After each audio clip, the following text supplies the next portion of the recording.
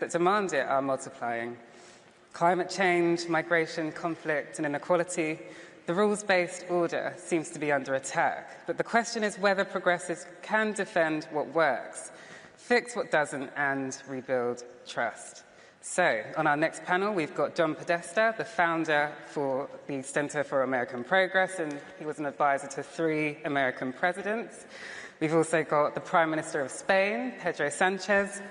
He's put international cooperation at the heart of his government, and Jacinda Ardern, the former Prime Minister of New Zealand, and now a UN Special Envoy. Welcome. Welcome back, everybody. I think you will agree with me that this morning was really wonderful. And we have 2 great leaders to pick up the threads that Prime Minister Starmer laid out in his speech. You know, since the end of World War II, as he noted, rules-based international order and collective action to meet global challenges have been the cornerstone of security and economic prosperity. That's now under attack by far-right movements in our democracies, and revisionist governments are trying to break the collective will of democratic societies, often through active measures of disinformation. Yet we know that on the big transnational issues, security, pandemics, climate change, global inequalities, terrorist attacks, no country can go it alone. And we know that when progressives are in power, multilateralism thrives and we can get big things done. For example, the support for Ukraine by a large coalition assembled to beat back the illegal war there, the JCPOA, the response to Ebola, and then COVID-19. We can do things when we work together. And today we're joined by 2 global leaders who have stepped up and shown what progressive leadership looks like, especially when the world needs it the most. Pedro Sánchez has served as Spain's Prime Minister since 2018, steering his country through a pandemic, deep polarization, and an economic recovery, all while doubling down on international cooperation and green transition. Jacinda Ardern, the former Prime Minister of New Zealand, earned global recognition for her empathy-led approach to leadership and governance. And her tenure in government, after her tenure in government, she's continued to her work on the global stage as Special Envoy for Oceania, ahead of COP30, and as a founder of the Field Fellowship, which Global Progress Action is proud to partner with her on, which promotes empathetic leadership for young, emerging public leaders. Maybe I'll get you to talk about that some. You know, we're seeing rising geopolitical insecurity, growing authoritarianism, and at the same time, many large powers are actually walking away from that leadership. So let me start with the big question, which is what kind of response do we need from progressive leaders to meet this moment of crisis? Prime Minister Sánchez, why don't we start with you? Well, first of all, thank you, and I would like to praise also Prime Minister Starmer for convening us today. I think it's very important for progressive governments to meet and to exchange views and also experiences, and also show our citizens that we belong to a family, a broader family, which can provide common responses to the global challenges and the common challenges that all our societies share. So, talking about leadership, I think that, first of all, what we need is to have a clear vision of what we propose to our societies. And to me, at least from the Spanish perspective, but I think that this is something that we could share, is that inequality is the major challenge. So, for instance, when we speak about housing, in Spain, housing represents 60% of the inequality that is suffered by the youth or let's say, the common citizen in my country. Second, I think that we need to be determined and convinced by that vision that we propose to our citizens, and to speak clearly to our citizens about the challenges and the need to build coalitions. So far, over the last 7 years, we have been a minority government coalition without a clear majority in the parliament. But we did it quite well. Actually, we were able to reform our labor market, also our pension reform, the educational system, the scientific system in Spain without social contestation. Just talking with trade unions, talking with the civil society, talking and agreeing with the business association. So it is also very important to, propose and share this vision with even people that don't think like you, but where you can find a common ground in order to move forward in that vision. And finally, I would say that we need to deliver. So, for instance, during this week in UNGA in New York, I heard some speeches and statements saying that climate change or the green transition will be an obstacle, for the economic development of our countries. The data and the experience so far in Spain is the contrary. So since I'm in office in 2018, we have been able, until 2025, to drop by 50%, 50% the electricity prices in my country, thanks to renewables. So we also need to combat and fight these narratives of the far right with data, with facts. And the good thing is that there are progressive governments around the world that deliver and show that there's another way to do things. I told the Prime Minister in the green room that we're sending a delegation to Spain to figure out how he's reforming his electricity markets because we're in a major battle in the U.S. blaming each other for what are now prices have gone up on electricity 10% since Trump's come into office, for example. Former Prime Minister Ardern, you come from a mid-sized country. You've shown that's an upgrade. I'll take mid-size. Charitable. You've shown with your leadership that you can punch well above your weight and shape a more stable and cooperative world order. But what are the challenges to that coming from a place like New Zealand, and what are the opportunities for a leader such as yourself, who was so powerful when you were in office? You're absolutely right. New Zealand, population 5 million, has historically punched above its weight. That term's used a lot, and I think when we use it, or when it's used to refer to us, I think it's really capturing the idea that, in fact, we have used the multilateral institutions at our disposal and the rules-based order to good effect. Take, for instance, the 1980s, extraordinary position New Zealand found itself in, where New Zealand's backyard in the Pacific was being used for nuclear testing. That was a cause of enormous concern for our general population, and it would be very easy for a nation of that size, and indeed our Pacific neighbours, to feel relatively powerless. And so alongside, these civil society movements, New Zealand used multilateral institutions to make pleas to try and end what was something that could have and did have catastrophic effects for the environment and for human health. And so New Zealand has been consistently a champion of nuclear non-proliferation and nuclear prohibition, but using the multilateral institutions available to us. Now let's fast forward to the Pacific and climate change, the biggest threat to our region before the last US election. It is happening on our doorsteps now. Tuvalu is making pleas to make sure that they can still be recognised as a nation state if they do not have land, because this is an imminent threat for them. Now, Vanuatu has used the ICJ to get a declaration in July of this year to find that there are legal obligations on states to uphold those instruments that countries have signed up to, including the 1.5. And so small nations use these instruments because without them, what do we have? What voice does Tuvalu have? What voice does Vanuatu have? And now, of course, the ICJ, it's not binding, so Vanuatu are seeking the General Assembly to endorse the findings of the ICJ. Small nations have historically needed these institutions. So in my mind, when I hear pundits in the US say the rules-based order is dead, I ask, according to who?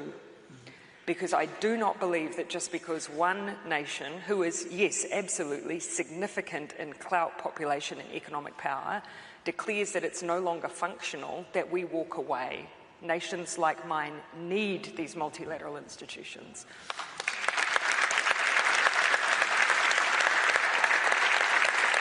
Well, as I noted, multilateralism is under siege, and as you noted, these issues are really deeply interrelated. We heard a lot this morning on the topic of immigration, but the kinds of weather effects that you're seeing in Spain with fires and drought, and in the Pacific with inundation with fresh water being destroyed by salt water, which may end these ability for people to stay on their land long before they actually sink under the water. Those things are related, but how do we make the effective case to our own publics that these multilateral solutions are really critical for their well-being? Because sometimes I don't think I could ask an American to point out where Vanuatu is on a map, and they could get even in the Pacific Ocean. So how do you do that? And maybe we'll reverse order. Jacinda, you first, and maybe Pedro can relate to that. Go ahead. I mean, if your question is how do we make climate change relevant to the general population in the US, it already...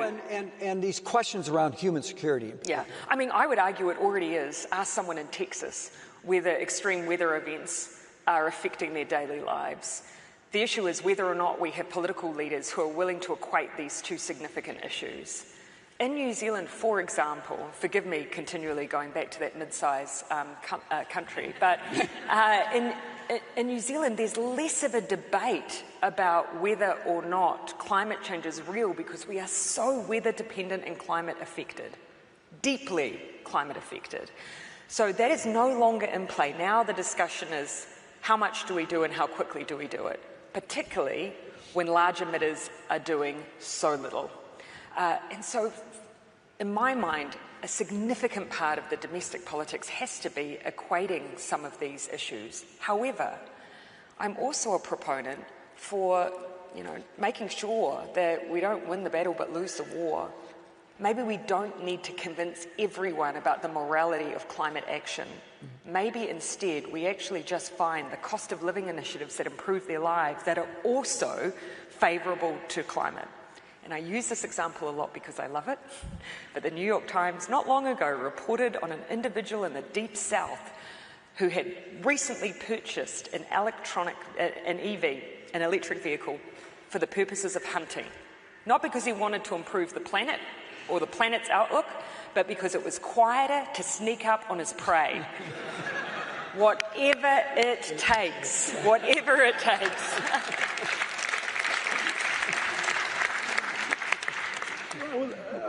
Let's stick with climate for a second. Pedro, you've been a proponent of a green transition. It's been a source of growth for you. You've already talked about the fact that you brought electricity prices down.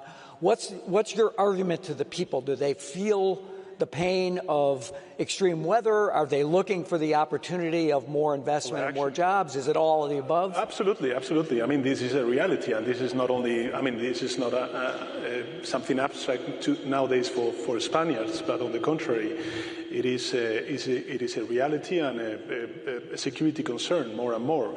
We have calculated that over the last 10 years on material losses, all the climate emergency consequences cost us more or less 32 billion euros and 20,000 deaths because of climate change. So this is the reality. But on the other hand, there's a lot of opportunities for Spain because of our weather, because of our geography, to develop the green transition, to profit from this green transition when it comes, for instance, to this renewable energy and its consequences on our industry. So nowadays in Spain, we are more and more witnessing a reindustrialization in green of our economic activity. So, now if you compare the figures of the industrial production growth in Spain is higher than traditional industrial countries such as Italy or France or Germany. And this is mainly because of the green transition that we started 7 years ago. But let me add that going back again to multilateralism, I think it is also very important to translate to our citizens that when we speak about multilateralism or international law, we're talking about fair causes, which means, for instance, that I am so proud to belong to a family that has governments that has recognized the Palestine statehood with the same conviction,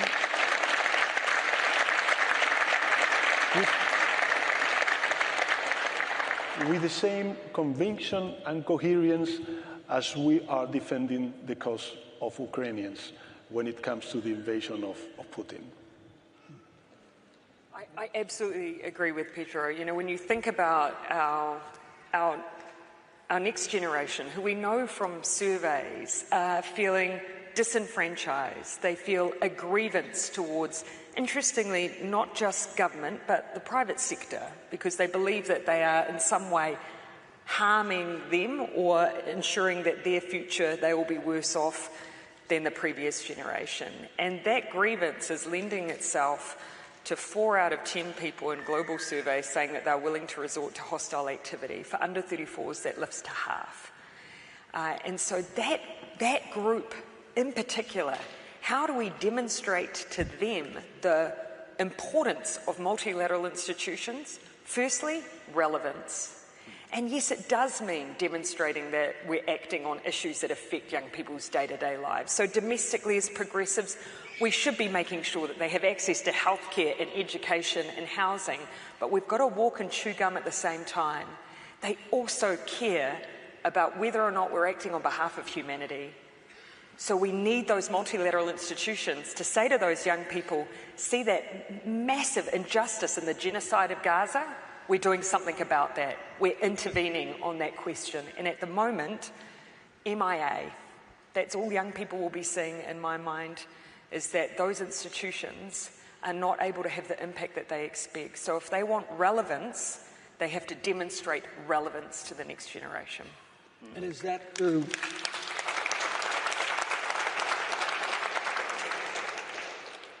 Is that through the actions that they're taking, or the withholding of actions in some cases? How do they demonstrate that relevance, particularly in a case like this? And there's no question, incredibly complex, but for young people, they're not looking at the complexity of who has the responsibility. They just see a genocide that needs to end. From a domestic perspective, as progressives, I really applaud Pedro and his government. They have created a comprehensive list of actions to try and move the dial on this humanitarian crisis. And we need as many progressive parties as possible to do the same. One of the other things you've done, Pedro, is even as other people have really backed off, and some major powers have, including the United States, obviously, have really backed off of the commitment to try to intervene to improve the lives of everyone around the world, deal with not just inequality in our own societies, but inequality across countries. You've made that a priority. Spain, I believe, spent $4 billion of development assistance last year under your leadership. Why have you made that a priority, and how do you sell that to your constituents? Perhaps, John, because I've been in office since 2018. I've been in office during the pandemic as Jacinta, and in 2020 we had the opportunity to work together. I understood perfectly the need to be committed with the rest of the world. And that is why I think that from Western societies we commit a big mistake when we just focus on defense.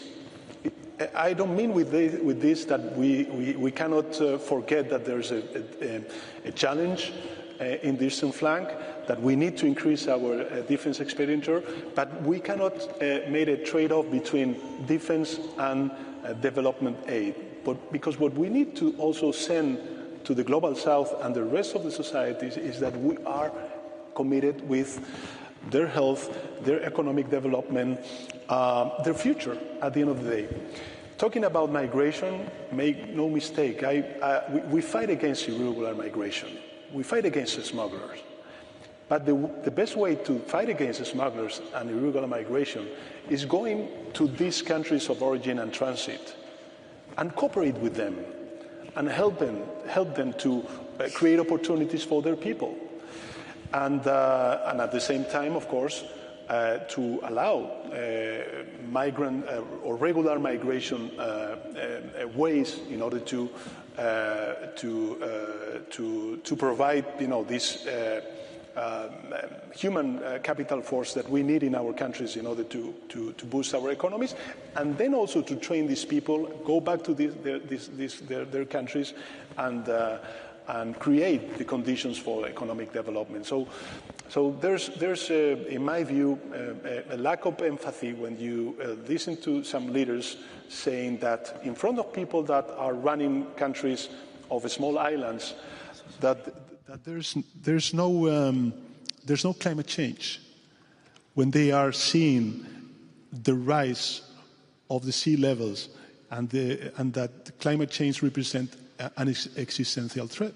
So that is why I think it's more and more important that Western societies, of course the US today is just walking away, but this is also a huge opportunity for the European Union and other Western countries in order to fill that gap and to embrace multilateralism. I think that the main duty that we have as progressive governments is to embrace multilateralism.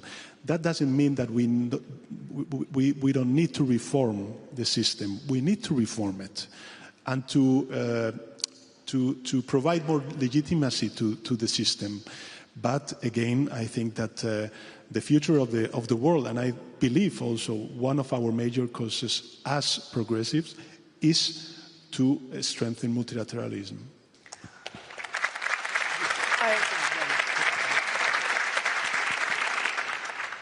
I agree. I think you can both reinforce the existing infrastructure whilst also acknowledging the need for reform. One of the things I think, though, in order to reinforce the relevance and importance of these institutions is also to deliver on what they have already set out as minimum expectations. And in the climate space, of course, that would include delivering on the Paris Agreement. For COP30, this is one of the major platforms for Brazil as the presidency for this COP is delivery.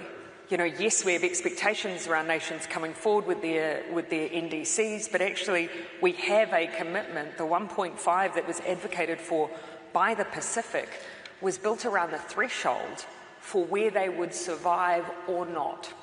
So this is not a target that we try and reach to preserve parts of our ecosystem, our natural fauna and flora. Yes, that is true, but it's also actually to preserve the statehood, livelihood and cultural preservation of nation states in our region. So yes, let's work on reform, let's reinforce the importance of the institutions, but let's deliver on the commitments that we have. And it has to be possible to do that in spite of the United States. Now, I think here we should be leaning into the private sector as well. They, of course, are major contributors to fossil fuel use and energy consumption. And we've had, I think, for too long an expectation that they will move at the whim of wherever the regulatory bar is set or wherever the incentives are set. Now, if there's one thing I heard consistently whilst in office when it came to climate policy, it was we want certainty. Now, I totally accept that if you're a company and you're building out your long-term plan, you want to know where the incentives or the policy or the regulation. If you're an oil company and, you know, you're deciding whether or not you're going to continue with exploration, you want to know whether or not there will be a ban on permitting in the future. I understand the need for certainty, but in a democracy and in an environment where we're seeing such fluctuations in government policy, including someone declaring climate a hoax, we have to implore that the private sector build their own certainty, and the best way to do it is look at the bare minimum of where the progressives are and put your bar above it. And then you can be guaranteed that you are not going to be sitting below where anyone else's expectations will be. Not only do you create your economic certainty, you're actually then also demonstrating that you're building in some morality into your baseline as well.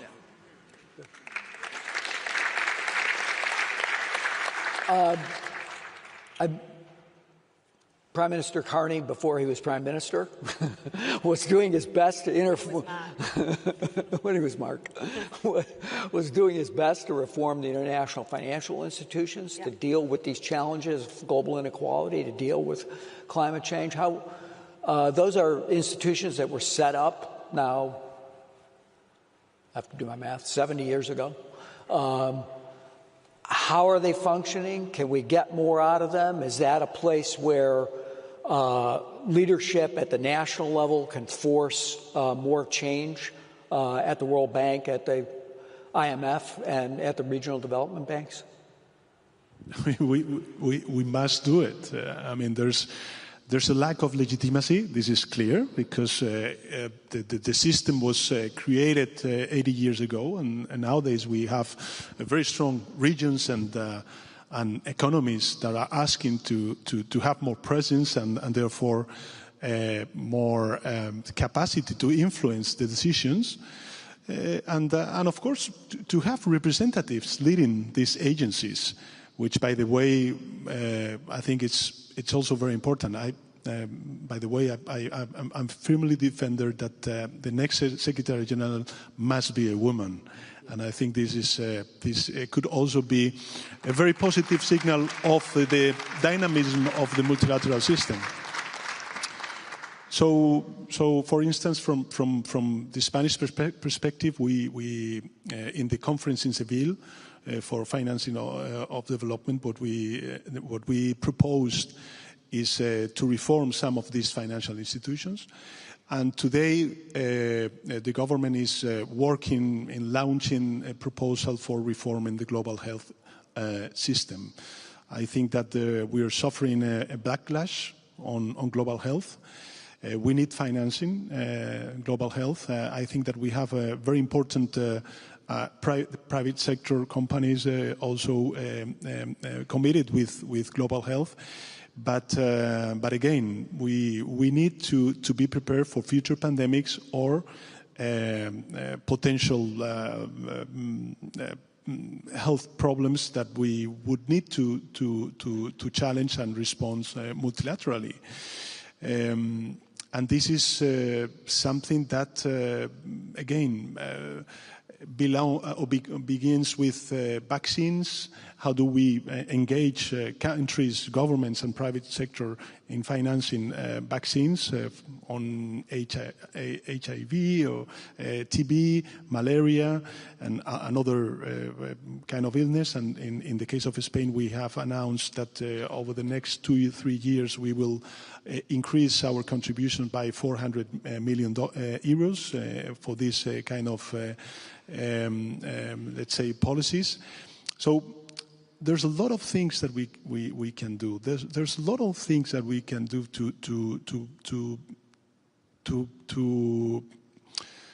to transform in a more effective way our multilateral institutions. But I think that the only thing that lacks is a common political willingness from the major countries. But as Jacinta said, I think that from the medium-sized countries, we can influence a lot when it comes to moving forward in this direction. Well, you both led your countries through the pandemic, and I think we probably underestimate how much that affected the psyche that is ongoing with people. And we came out of it. You brought your countries out of it. You've restored a good economy again. But I think there's still a lot of hangover. But just in maybe lessons learned on how the international system could respond better to these, pandemic crises and other crises that have the potential to sweep the globe. I mean, I'll start with that and then just pan back for a moment if I can. My take would be, yes, we are dealing with the after effects of something that fundamentally disrupted, I think, as human beings, some of the certainty we thought we had in the world.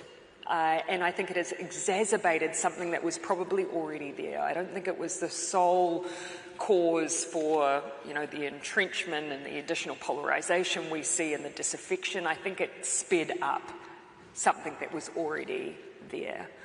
And that's something I think fundamentally we can still trace back to deep insecurity amongst our population, whether or not it's fueled then by pandemics or climate change or technological advancement and disruption, which fundamentally shakes people's beliefs on whether or not they can wage a bet on a long-term career. All of that is creating this fear and anxiety and uncertainty. And in the wake of that, we've already seen what happens when politicians capitalise on that with fear and with blame, including blame towards multilateral institutions.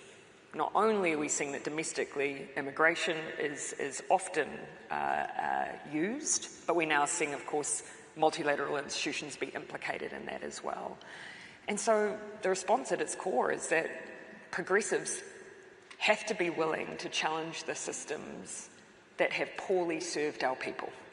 And that will be both domestically, but it will also be at an international level. And there the answers are emerging if we're willing to grab hold of them. I remember being in a room when there was a gathering such as this after the global financial crisis, and we all felt so complicit as progressive parties that we were unwilling to look at those initiatives that may have been more significant to try and address the growing inequality in our nations. But we must be willing to do that.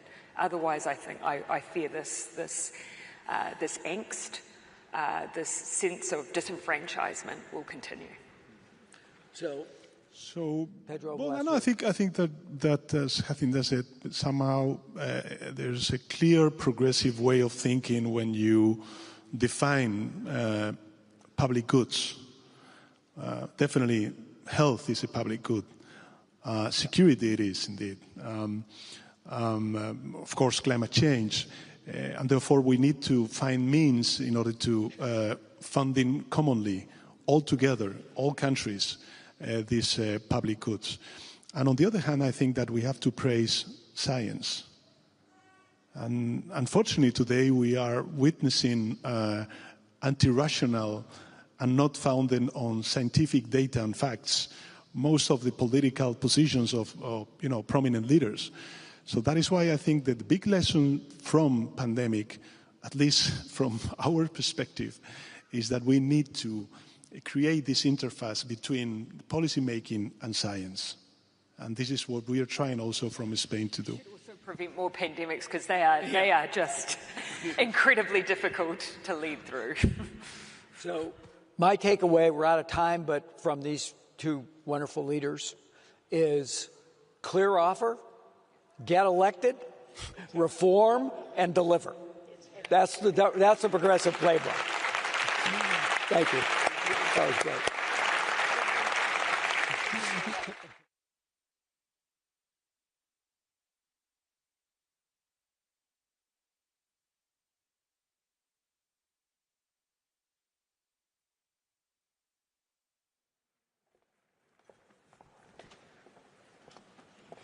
That was a really fascinating session from John Podesta, Prime Minister Sanchez, and Dame Jacinda Ardern, stressing why international cooperation matters. Our next session is on security in a volatile world. Stay with us. We'll be discussing the war in Ukraine, looking at cyber attacks, energy insecurity, and disinformation. because ultimately the threats are multiplying. The question for progressives is this: how do you keep people safe without abandoning democratic values? So for this next panel, please welcome John Healey, the UK's Defence Secretary, with him John Feiner, the former US Deputy National Security Advisor, and guiding the conversation we'll have Laura Chappell, Associate Director for International Policy at IPPR. Thank you.